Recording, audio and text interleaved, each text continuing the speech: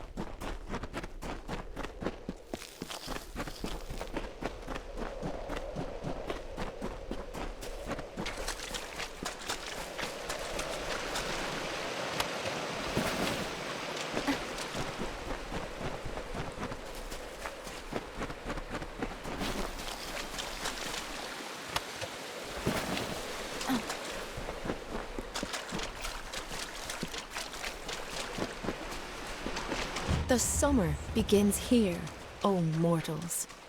And when the final winter leaves its chill breath on the stones of your fathers and mothers, you will witness the end of days.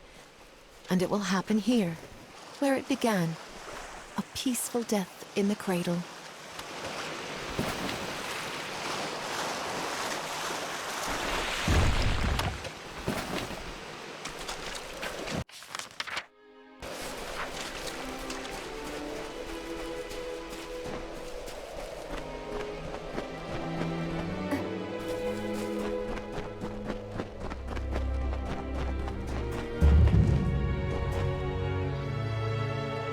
Hail. I am General Talera ap Gwydion, former commander of the Eastern Alpha Forces. Surely you're not the aide Aelin Shear promised. She spoke as if she planned to send a whole squad of soldiers, not one faceless mercenary. You have the bearing of one that's seen combat, but you never fought in the war, or you would know who I am. Once I was the commander of Mel Sen Shear, the Alpha Fortress to the east. I held back the Tuatha at every push before the Baelor came. Then everything fell to pieces. So, she is behind this. That woman. One too many times she's meddled in my affairs, making promises she never intends to keep. Well, perhaps it is for the best. The fewer people involved in my affairs, the better. You see, misfortune follows closely at my heels. It is the lot fate has cast for me. The years have been long since I first learned of the means that might deliver Mel Sen Shear from the Tuatha. It lies in Earl Tusk, beyond a gate fated never to be opened, in a hall awash with Niskaru. Any who seek access to the ruin must face them. These ruins are said to be the resting place of the Piercing Light, a spear carved from the tusk of the Niskaru Duke, Gajor. The legends say it destroys any horror, in the mind or on the battlefield. No place is more deserving of such a power as Mel Sen Shear.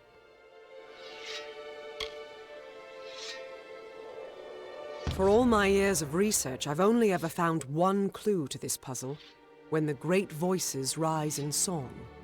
It may refer to the wind stones scattered across the plains. They bear a striking resemblance to the stones of this ruin. But that's simply me grasping at answers. Take this chime. It is said to have been taken from the ruin during its construction many centuries ago. I've tried using it on the windstones with no luck. The inscription says the gate will open when the great voices rise in song. I think this means the windstones that are spread across Erethel. There's one just a little to the south. Go there and strike this chime near it. I'll stay here to see if it has any effect. The wind stones are located all across the plains.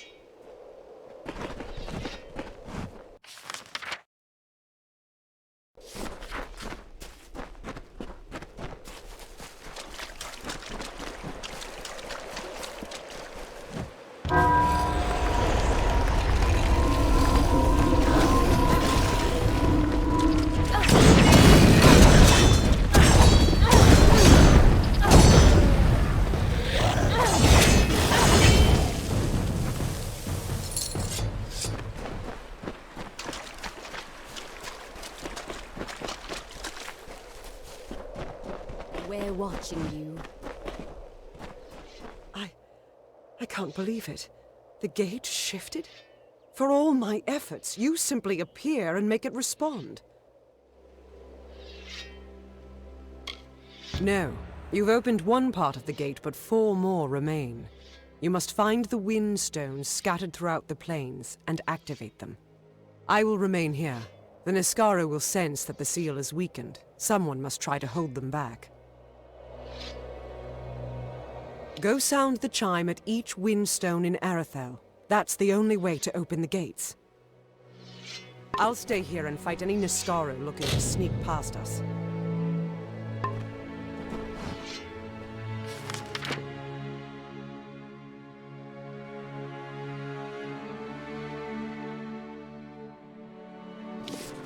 We're watching you.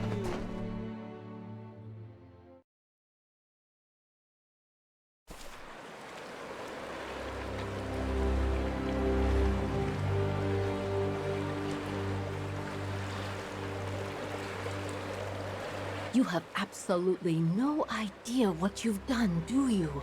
Mortals always trying to take something. Thanks to you, the barrier is broken, and the magic weakens. If we do not act swiftly, the Cradle of Summer will be lost. The Cradle of Summer is a blessed place, and we must protect it from those that wish to make such power their own. My barrier served its purpose for many seasons, but magic everywhere has been in decline. Your disturbance of the lore stones destroyed the barrier. You are responsible. All of this world's power flows from the wild of Ishara, and there are places where it touches us directly.